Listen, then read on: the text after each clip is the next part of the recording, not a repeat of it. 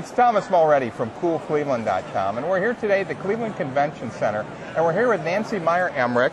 Thank you so much for meeting with us, Nancy. You're welcome. We are here today talking with the folks at the Sustainable Cleveland 2019 conference, and this is actually the 2010 version, Advancing the Glocal Engine. This is part of the mayor's office, started this effort in 2009, really rallied the entire community together. What's the 2010 version? What's the Glocal Engine piece this year?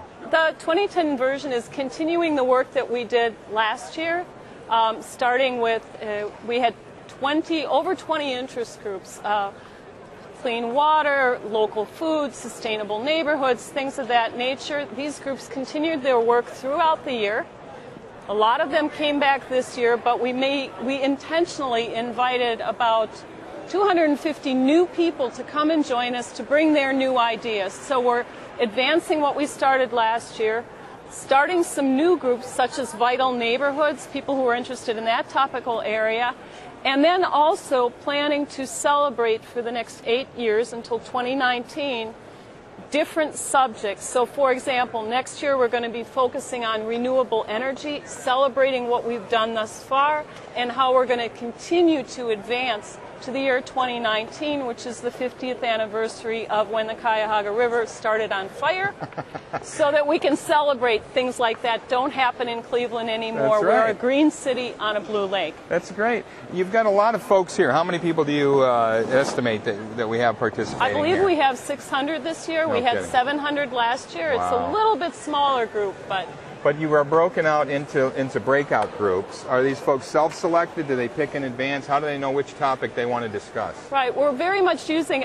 today we're using an open space process whereby people vote with their feet. Gotcha. So some of the people in the continuing groups are staying with those groups, but plugging themselves into one of the other subject area celebration year groups. Gotcha.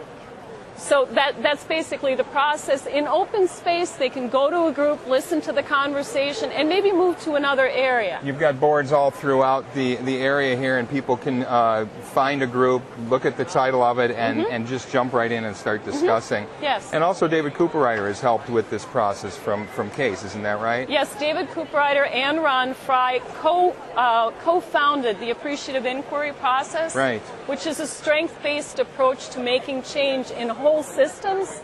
So as you see, there's a lot of people in the room. Typically, we think that you need to have a small group of 5 to 7 people to make change. David and Ron work with very, very large groups, Fortune 500 companies, the UN, the Navy, using this process, which is focusing on strengths, not what's wrong, not deficits, which we do so well in Cleveland. That's right. We're trying That's to change the culture to say what's right with Cleveland and Right. how we can make our city, again, a green city on a blue lake. And people that are not here today, what can they do as a takeaway? Is there a place they can go to kind of get engaged themselves, or how do they jump into this process even though they couldn't be here for these 2 days?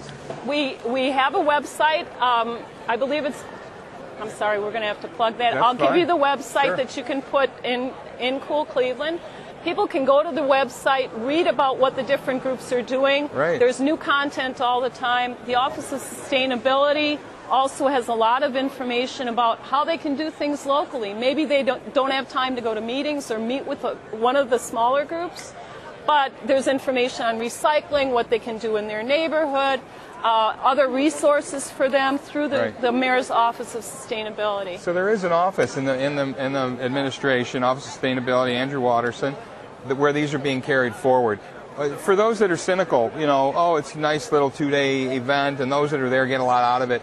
Where does it go? Where did last year's go? What did it really achieve, and what threads continued? Yeah, the Mayor Jackson supported the process in the first summit, founded the Office of Sustainability, hired Andrew, but this process is completely managed in the grassroots. It's not run through the City Office of Sustainability.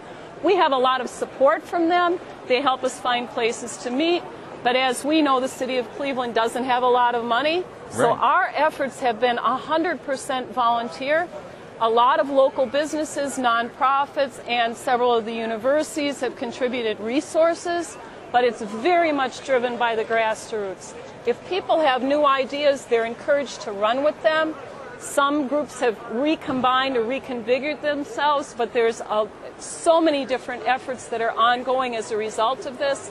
A consulting firm was hired in the last year, and they've put together an action guide with a lot of resources. It's a toolkit. Right. It's over 300 pages long. There's a 40-page executive summary that folks can read on the web that really lays out well what's going on in the city in terms of the efforts of all these different groups and the Mayor's Office of Sustainability. Well, and it sounds like if it was government run, eventually the money would run out, or somebody would cut its budget, and it really wouldn't be a sustainable project or initiative, whereas here it's a grassroots thing, and once you embed that in the grassroots, it should carry on. You've been here and sort of helping with the process.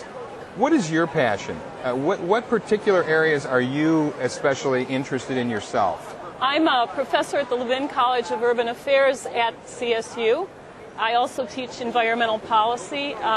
So the whole idea of Cleveland being a green city on a blue lake is something I'm very passionate about. I also teach the Appreciative Inquiry process at CSU with my students because I think it's that powerful on making change. At my college, we're all about helping people make our community a better place. So I'm very engaged in this process because I think it's so powerful in enabling people to do that. Sounds like you're a process person. I am.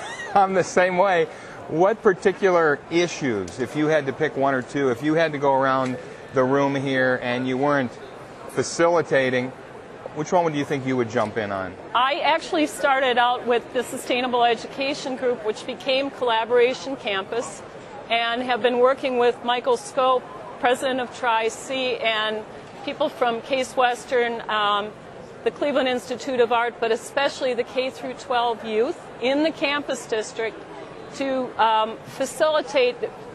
President Scope facilitated a community planning process this summer that was phenomenal in engaging the youth and the folks in the neighborhood in the campus district in redefining what they want their neighborhood to look like. So I would be with my collaboration campus group. When you say campus district, explain that a little. It's around the Cleveland State University and the downtown area, Tri-C Metro. Right, exactly. Dr. Scope is president. If you're familiar with the former Quadrangle area. It's East 22nd to 30th, and then from south of Tri-C to the lake. St. Vincent's, right. That whole area. Well, that's being completely redefined. The new name is the Campus District, gotcha. And there are a lot of the Tri-C, St. Vincent's, and a lot of the other institutions in that area, including CSU, are putting a lot of funds into renovating their campuses right now. So President Scope had a vision about that many of the rest of us bought into, and so he's done a fantastic planning process. There's a big investment happening right near downtown, right in that area. One thing, if you were to walk away with one thing, what would it be for you? Again, there's so much going on here, so many themes and threads. What's the one thing that you're hoping to walk away from after 2 days yourself? This just popped into my head, but one of the things that former Senator Paul Wellstone used to quote when he was doing his organizing for his campaign and trying to do things in Minnesota was to remind us of the quote, and I apologize, I can't remember who said it, that we are the people we are waiting for.